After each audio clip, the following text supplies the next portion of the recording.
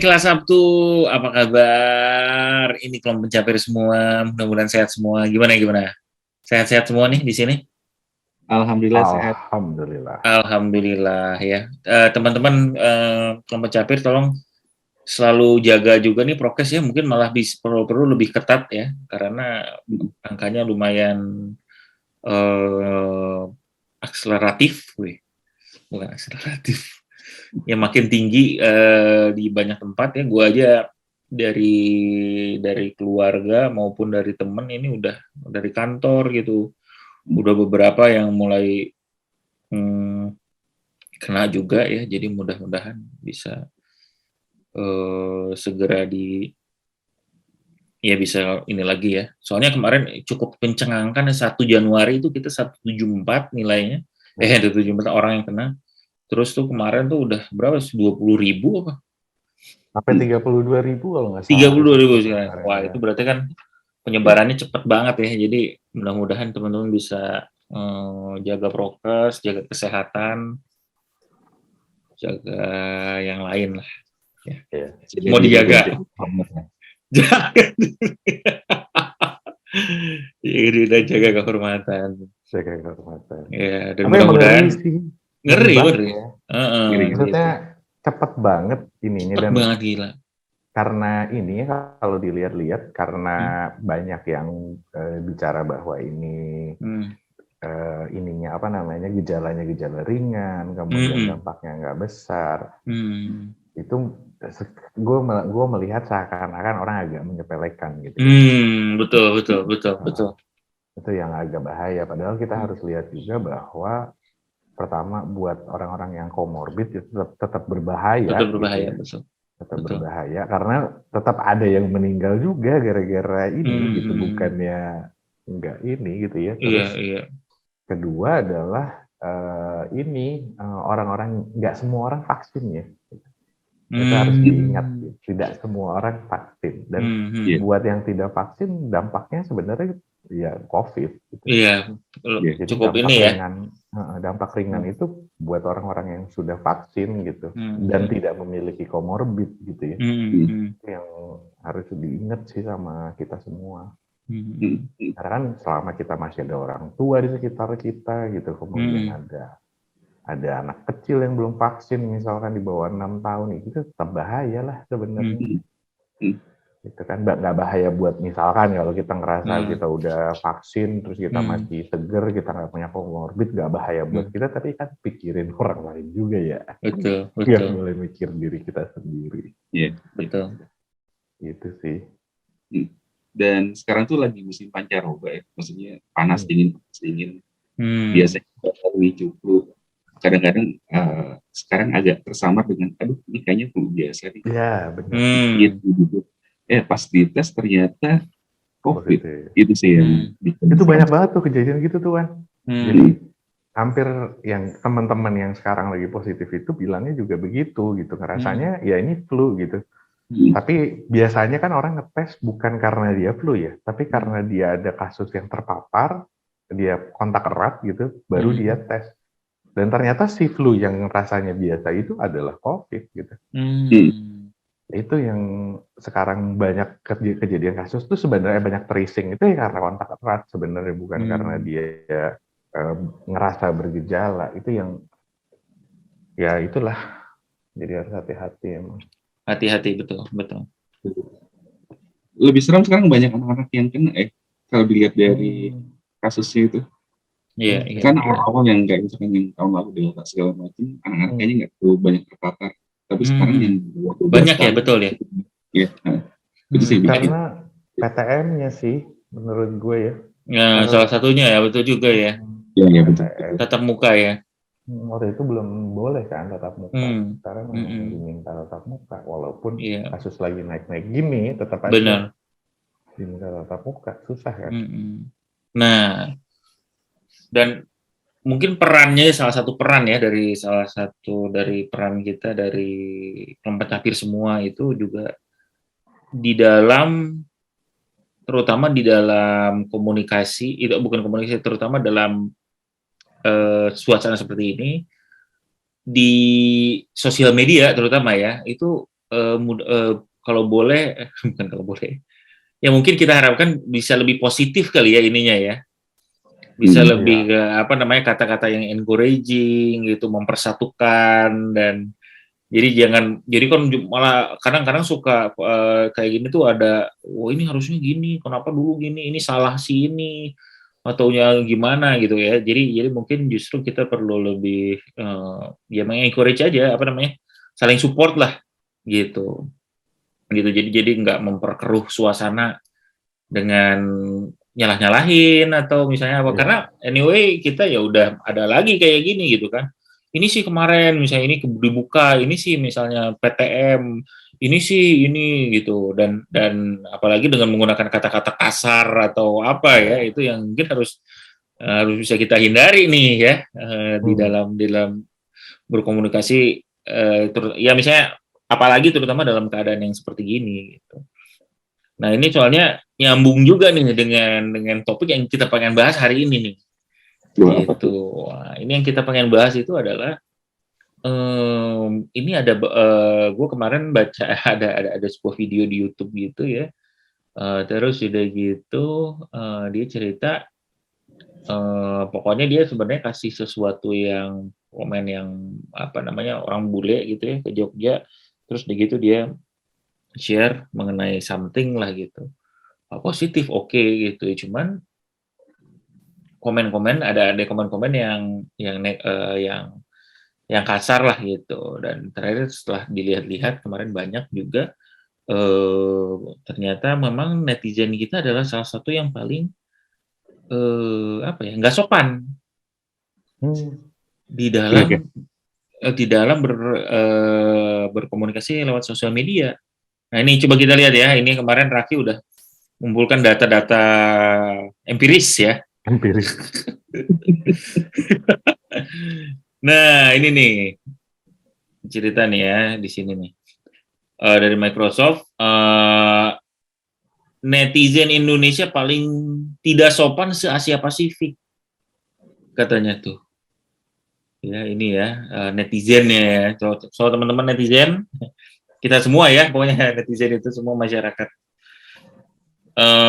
Jadi di sini angka makin rendah, kesompanan makin tinggi. Nah, di Indonesia itu 776.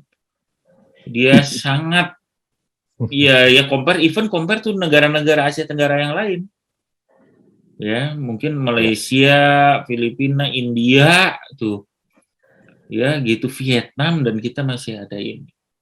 Ya, peringkat 9 negara Asia Pasifik. Yang terbawah kita masih saingan sama Meksiko, Afrika Selatan, dan Rusia. Ya, ternyata mereka lebih ini juga. Ya, faktor yang mempengaruhi buruk hampir mirip ya sama kita ya, 76. 76 gitu. Faktor yang mempengaruhi buruknya indeks Indonesia. Nah, ini banyak nih, hoax, scam, penipuan, ujaran kebencian, dan diskriminasi gitu. Nah, ini kita harus benar-benar hati-hati nih ya. Soalnya kemarin di si video itu juga disebutkan bahwa kita tuh kan sebenarnya terkenal, ya bukan terkenal, ya terkenal, even dia juga mengencounter kalau misalnya ketemu dengan orang Indonesia sebenarnya tuh baik-baik gitu. Maksudnya dia sangat merasa oke gitu ya, ramah apa segala macam gitu. Nah, tapi kenapa perilaku ketika masuk ke dunia internet ya, dari citizen menuju netizen itu jadi berbeda mungkin ya kalau bentuknya seperti kayak gini. Mungkin ada pandangan nggak, misalnya Kaki Iwan dari si ini, dari fenomena ini. Fenomena. Apa ya? Mungkin karena kalau di internet kita nggak ngerasa punya konsekuensi kalau ngelakuin sesuatu. Kayak misalnya kita ninggalin komen gitu ya, kayak apa sih konsekuensi fisik ataupun yang secara langsung bisa berdampak sama kita, paling dibalas komen lagi gitu. Dan apakah kita ngerasa bahwa itu apa ya, merugikan buat kita yang komentar? Mungkin juga enggak gitu. Jadi mungkin bukan mungkin ya, waktu itu pernah iseng gitu, pengen ninggalin komen yang sifatnya kayak agak negatif gitu. Tapi ini jadi kepikiran kayaknya di-delete sih, karena kalau gue sih jadi kepikiran gitu. Iya. Cuman gue kenal sama beberapa orang yang menganggap bahwa untuk berkomentar buruk itu adalah, ataupun jelek itu adalah salah satu sarana untuk dia venting emosi ataupun pikiran gitu. Bahaya juga ya. Iya. Dan ini pernah gue obrolin sih sama istri gue. Dan waktu itu seperti survei katanya bahwa kebanyakan yang suka komentar buruk di internet itu adalah, mohon maaf ini bukan diskriminasi, tapi maksudnya adalah perempuan atau wanita gitu. Terus kita ngobrol. Diskriminasi. Iya. Kenapa tuh bisa kejadian kayak gitu? Terus kalau analisa dari istri gue adalah kebutuhan wanita untuk bisa mengungkapkan emosi ataupun perasaan atau pikiran itu tinggi gitu ya. Bisa jadi itu adalah orang-orang yang mungkin sarana ventingnya itu kurang, nggak bisa ngobrol sama suatu, nggak bisa ngobrol sama teman atau siapapun. Jadi akhirnya dia misalkan ya meluapkan perasaannya itu lewat si media komennya itu ataupun ya.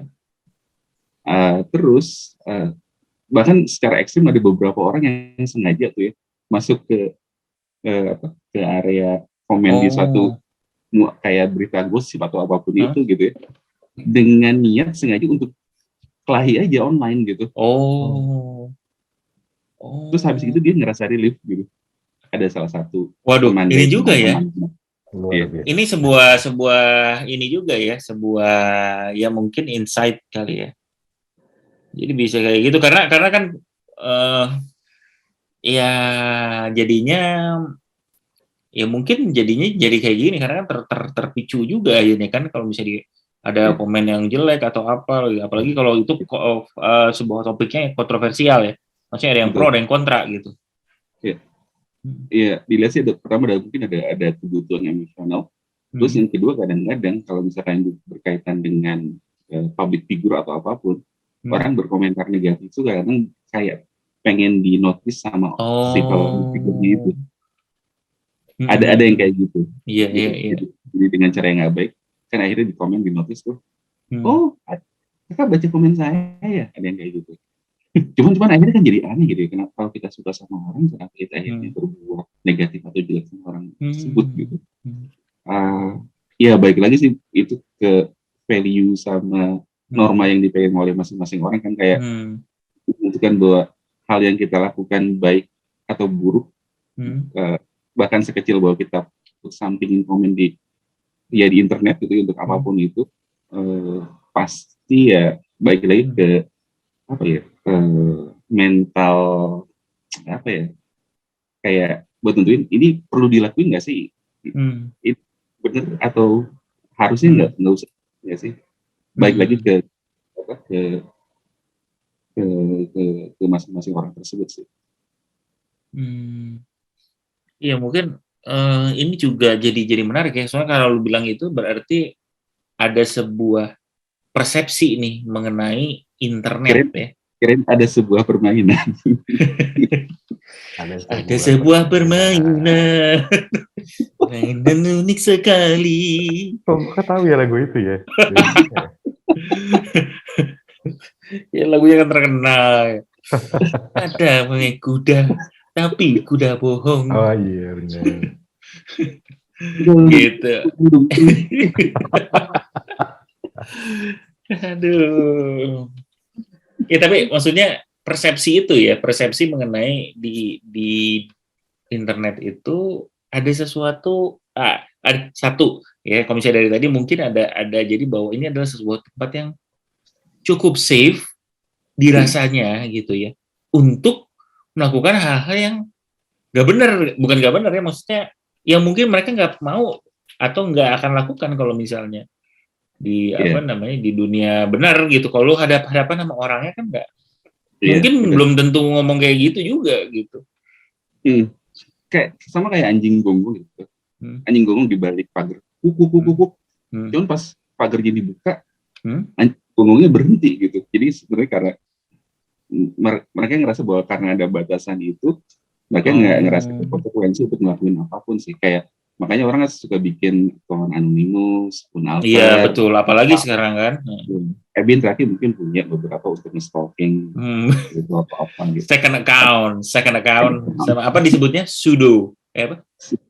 sudo account gitu. Jadi ya betul. Ya betul juga ya, apalagi kalau kayak gitu kan sama sekali kita merasa udah bisa ngapain aja kan, bukan gua apa segala macam. Nah ini yang mungkin mentality-nya juga ya. Cuman karena kan itu kan jadi membuat jadi ini tuh bukan tanpa konsekuensi terhadap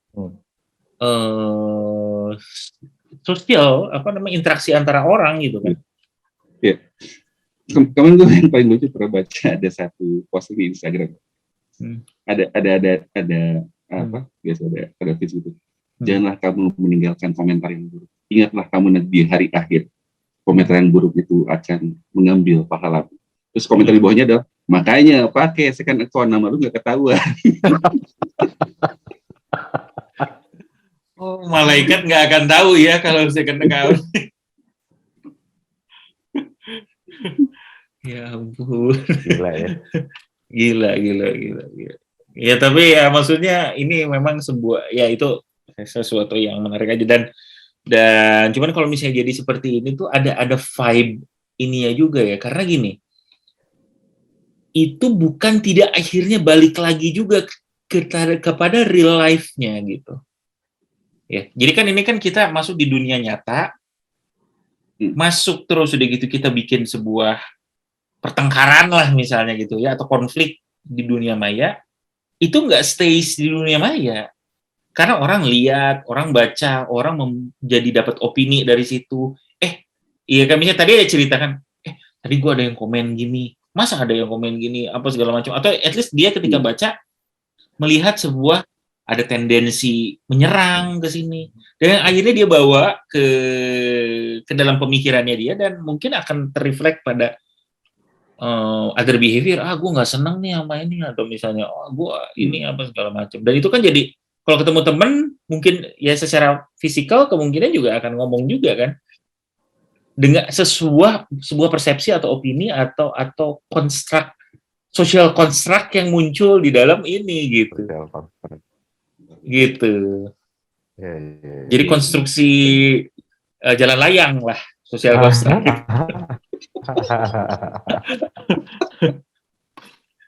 Gitu ceritanya.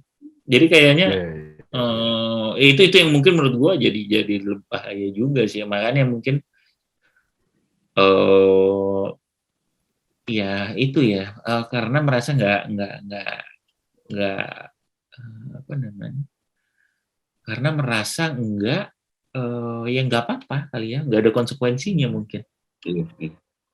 Kalau gue justru ngelihat justru mereka mencari konsekuensi, maksudnya mencari. Nah, gimana nih? Mencari impact.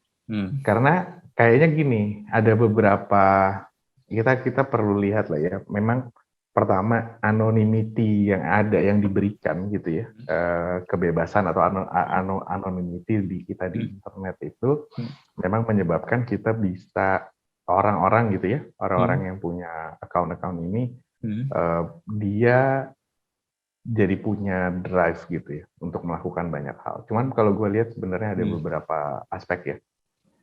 Pertama, salah satu KPI-nya komentar itu kan adalah komentar yang paling ini ya. Jadi gini, kalau lo lihat di sosial media, komentar yang ditunjukkan sama si engine-nya sosial media adalah komentar yang paling baik. Jadi ada algoritmanya juga di sana gitu kan. Kayaknya salah satunya adalah memang salah satu komentar yang paling kontroversial atau paling menarik orang untuk berkomentar juga di komentar itu, menyebabkan si komentar itu menjadi salah satu komentar yang di notice sama di sosial media. Top komen. Gitu. Top komen, betul. Nah itu menyebabkan orang juga ini kan mencari cara untuk menjadi top komen. Kenapa sih gitu mencari mau jadi top komen? Karena dia mau narik follower juga. Jadi ada yang motivasinya juga untuk seperti itu gitu. Narik follower kalau menurut gue itu satu yang kalau dia memang menggunakan akun yang memang punyanya dia atau punya bisnisnya dia atau ada kepentingan lah untuk naikin si akun yang ini. Gitu. Nah, kedua adalah kita perlu lihat juga ada yang motivasinya memang apa namanya, menjatuhkan gitu. Gitu. Jadi either kompetitor gitu, musuh bisnis, orang yang nggak suka gitu. Memang aim-nya adalah untuk ngejatuhin. Gitu. Nah ini juga kita dibuka matanya gitu ya dari Pilpres dan apa kondisi-kondisi kemarin bahwa saling hajar di sosial media itu sangat bisa dilakukan dengan menggunakan akun-akun yang ada banyak gitu. Karena kita anonymity di internet ini masih wide open gitu. Jadi kita bisa buat akun gitu ya, nggak bisa untraceable gitu ya. Menurut mereka untraceable sehingga mereka bisa melancarkan serangan-serangan gitu. Jadi kalau tadi kita motivasinya untuk popularitas, kedua motivasinya memang untuk menyerang gitu, untuk menjatuhkan gitu kan. Nah, menurut gue ada dua motivasi utama yang kayak gitu. Nah, yang motivasi ketiga menurut gue adalah ini baru bicara motivasi yang ya either tadi lo ingin melampiaskan kemarahan gitu ya karena lo ini di rumah atau ya lo cuman mau get notice sama si artis yang lo suka gitu atau segala macam. Ini motivasi lain-lainnya lah gitu, orang ikut-ikutan. Dan yang aneh, yang bukan yang aneh, yang menarik juga adalah ada motivasi lainnya adalah untuk jualan di dalam sebuah kolom komentar. Tiba-tiba ada paling yang jualan masuk akal ini. Ada yang jualan apa gitu, riding the wave gitu. Jadi menurut gue sih gitu ya. Jadi jadi ada jualan pemutih gitu ya, bisa memutihkan kulit, menurunkan berat badan dan segala macam. Teman-teman yang kepeknya hitam. Kan kita jadi kan motivasi memang macam-macam ya. Itu yang menurut gue menyebabkan memang kalau lu tidak bisa eksis di suatu sosial media gitu ya, lu nggak bisa jadi influencer, lu nggak bisa punya akun yang ini, ya memang mereka akan bermain di kolom komentar gitu.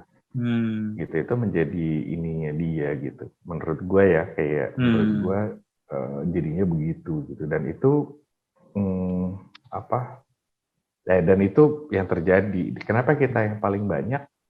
Ya karena kita ada 280 juta, 270 juta pengguna internet, itu satu.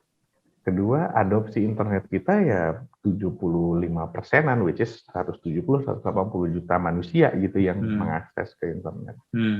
Dan ada yang menarik juga ya di survei-survei itu adalah bahwa yang komentar-komentar kasar itu banyak kan katanya, itu yang usianya lebih lanjut katanya. Oh, benar. Ada satu survei yang ngomong gitu juga. Iya, gue sempat baca juga tuh, betul tuh. Gitu. So, ya gue nggak tahu itu apa yang terjadi. I don't think sebuah riset gitu ya, yang kenapa sih? Tapi above all menurut gue sih isu besarnya kan kita bicara masalah, balik lagi dulu kita pernah bahas ya berdua sama Iwan, ngomongin digital identity.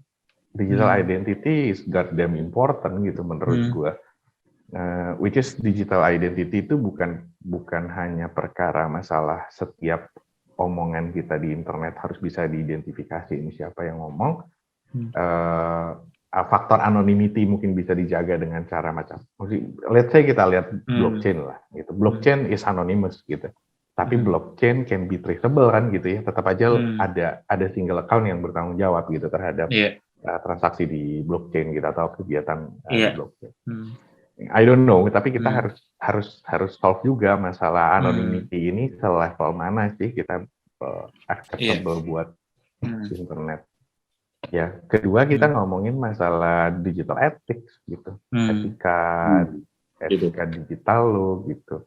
Orang kan orang suka nggak bisa misahin, orang suka ngerasa kalau apa yang lo lakukan di internet itu berarti ya berbeda dengan norma-norma yang ada di dunia nyata gitu. Nah itu yang kenapa sih bisa begitu ya, karena memang menurut gue arsitekturnya internet yang seperti ini gitu, yang menyebabkan bahwa this is the different world daripada kita di sini.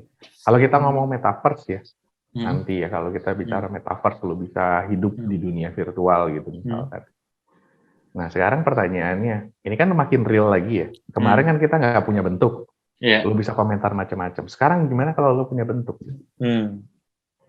Gitu. Kalau anonymity ini tetap sebebas sekarang, maka ya lo ada resiko mungkin udah bicara lo dilempar sama sepatu gitu ya. Iya betul. Di sana gitu. Udah bicara masalah apalah diledekin yang dengan cara visual seperti apa gitu di dalam di metaverse gitu. Nah itu yang menurut gue ya ininya akan seperti itu gitu. Atau misalkan karena lo udah ngerasa sangat virtual, sangat kelihatan bentuknya, sehingga lo juga akan berhati-hati seperti di dunia nyata gitu. Mungkin orang Indonesia akan dikenal, orang Indonesia adalah orang yang sangat sopan di metaverse gitu kan, bisa juga gitu kayak betul. Ya gitulah ya menurut gua. Tapi digital ethics menurut gua itu yang jadi salah satu kunci lagi, dan memang agak susah pada saat lo anonimus di internet. Itu sih ya menurut gue gitu. Menarik juga ya, ini gue tuh coba menariknya bahwa orang itu anonymity itu bisa menurun, jadi identitas itu ada hubungannya tuh dengan value yang lu bawa gitu. Maksudnya ketika lu memiliki sebuah identitas ya, gitu. Maksudnya ketika lu memiliki sebuah identitas tertentu, lu tuh jadi ada sebuah sesuatu yang lu bawa gitu, value kah atau apa gitu. Jadi misalnya lu, ya misalnya anonim ya, sama sekali nggak ada ya. Ini let's say mungkin identitas lu adalah sebagai anak SMA gitu. Mungkin beda ini ya, kerangka ininya ya. Ternyata kuliah beda juga kalau misalnya bener kayak gitu ya. Misalnya lu udah kerja atau lu adalah pimpinan apa gitu. Jadi mungkin si value-nya juga jadi beda juga. Ini gua menarik aja sih ininya sih, ini bawa konstruknya. Jadi si identitas itu ternyata juga ya, berpengaruh sama ini. Karena kalau ketika lu nggak ada identitas, ketika lu anonim, ternyata ada kayak keinginan atau perilaku yang sebenarnya kan ini orangnya sama kan, ya nggak? Iya. Atau gue selalu berpikir bahwa orang itu mungkin memang memiliki multiple personality. Kayak Ebin di kantor sama Ebin di rumah pasti berbeda tuh. Iya. Cara bicara, cara perilaku, model komunikasi segala macam gitu. Dan benar banget kalau misalkan kita strip out semua identitas kita jadi yang paling nol, kayak anonim gitu, mungkin itu akhirnya mengeluarkan sifat-sifat primordial kita yang selama ini diatur oleh norma, value, dan mungkin agama gitu. Jadi makanya orang akhirnya begitu jadi pakai account ataupun account, jadi ngerasa gue nggak ada konsekuensi, gue nggak ada value yang restrain apapun yang gue lakukan gitu ya. Mungkin makanya ada norma, ada value, ada agama, ada sebenarnya buat membatasi hal-hal yang secara tendensi di setiap manusia itu ada kali ya. Gue kepikiran gitu. Menarik sekali. Dan apakah pertanyaannya jadi nanti apakah internet juga ada sebuah etiknya gitu ya? Sebenarnya mungkin ada kali ya. Digital panduan moral, pendidikan moral internet, PMI bukan ya? gitu ya. Enggak sih, menurut gue sih ini sebenarnya poinnya adalah lo harus menganggap internet itu adalah hidup lo. Jadi bagian dari hidup, bahwa hidup kita tuh harus kita sadari bahwa ada di dunia fisik dan di dunia maya gitu. So apa yang lo lakukan, norma yang lo punya di dunia ini ya lo juga harus terapkan di dunia maya gitu sebenarnya. Betul. Dan itu memang hanya bisa terjadi kalau menurut gue kalau misalkan si anonymity ini nggak ada. Betul.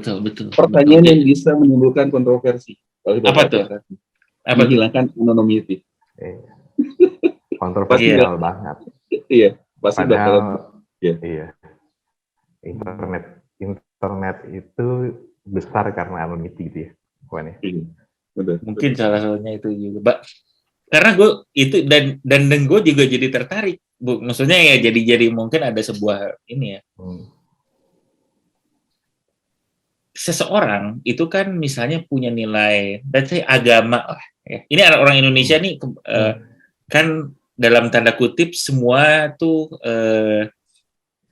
ini adalah sebuah masyarakat yang religius, beda dengan mungkin masyarakat di Eropa atau misalnya apa yang terkesan mungkin udah nggak terlalu religius gitu.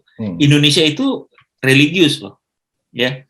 Dan religius itu kan kayak misalnya tadi ya contoh yang sangat bagus tuh tadi dari Iwan bahwa apa namanya? Ya udah akunnya jangan lu pakai akun second account jadi nggak tahu. Jadi kan padahal kan kita adalah diri yang sama ketika perilaku kita itu mau di internet, mau di apa yang dinilai oleh malaikat misalnya ya dalam konteksnya agama itu kan tetap aja gitu kan. Ya lu mau ngomong kasar ini lu nggak ngomong kasar langsung sama orang ya, tapi lu ngomong kasar di situ kan sama ininya. Dan kenapa itu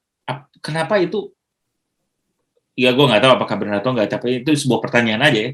Kenapa itu tidak terreflect di dalam ini? Karena kan istilahnya ya udah kita tuh kan sama aja gitu ya. Kalau misalnya perilaku A ya lu sebagai seorang manusia ya perilakunya A aja gitu. Ternyata lu itu kalau ditaruh di sebuah environment di mana memungkinkan untuk lu untuk melakukan sesuatu yang gak bener misalnya gitu ya, atau di luar dari norma-norma, lu akan melakukannya gitu. Ini sebuah kayak film The Purge ya.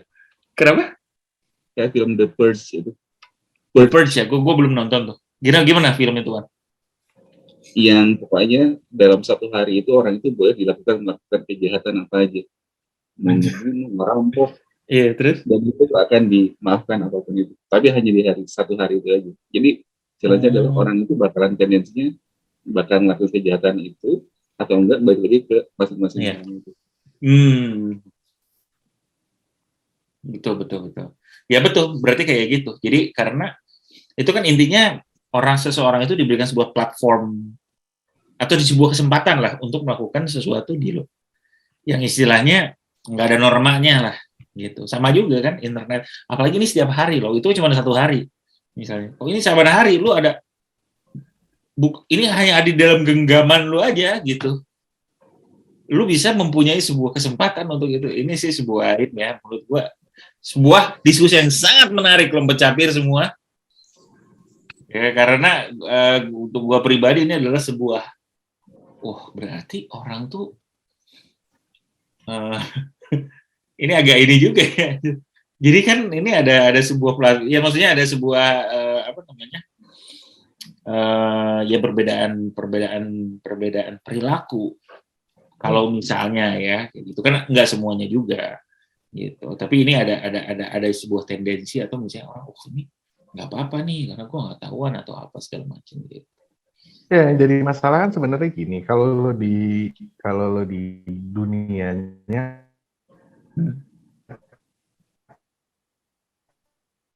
ini kayaknya agak ada yang namanya lain, tapi kita juga bicara ada aturan kan. Iya. Mana yang benar, mana yang salah, kalau lo salah dihukum dan segala macam. Masalahnya di internet itu aturan itu juga jadi banyak abu-abu gitu. Itu jadi salah satu area juga yang menurut gue juga betul. Gitu. Betul. Ya jadi memang jadi ya ini sangat menarik sih ya dari perilaku manusianya sih gue yang merasa ini sangat menarik karena kalau nggak ada aturan berarti nggak ini. Even lu adalah orang yang sama gitu ya. Lu kan satu orang nih ya gitu. Tapi ya tetap terdrive juga gitu. Jadi akhirnya di sini boleh, di sini nggak boleh. Karena di sini nggak boleh ya gue nggak akan ini gitu. Ya ini apa namanya menarik sekali ya kelompok capir ya. Ini mudah-mudahan kelompok capir kita percaya lah kelompok capir kelas 1 ini semua orang yang baik di dunia maya maupun di dunia nyata sama-sama sopan santun lah ya. Gitu. Menjunjung tinggi sopan santun terhadap sesama gitu ya. Jadi kita harapkan itu dan karena topiknya ini sangat menarik, barangkali kelompok pencapir punya ada beberapa pandangan juga ya. Ini kenapa ini? Karena ini merupakan sebuah diskusi filosofis. Gitu ya, mistis filosofis ya. Jadi silakan sekali lagi ya pencapir untuk barangkali ada pandangan atau apa, kita akan bisa bahas mungkin di sesi berikutnya karena ini sangat menarik. Karena seperti biasa kelas Sabtu selalu menarik. Sampai berjumpa, pasti menarik. Sampai berjumpa, pencapir semua. Bye.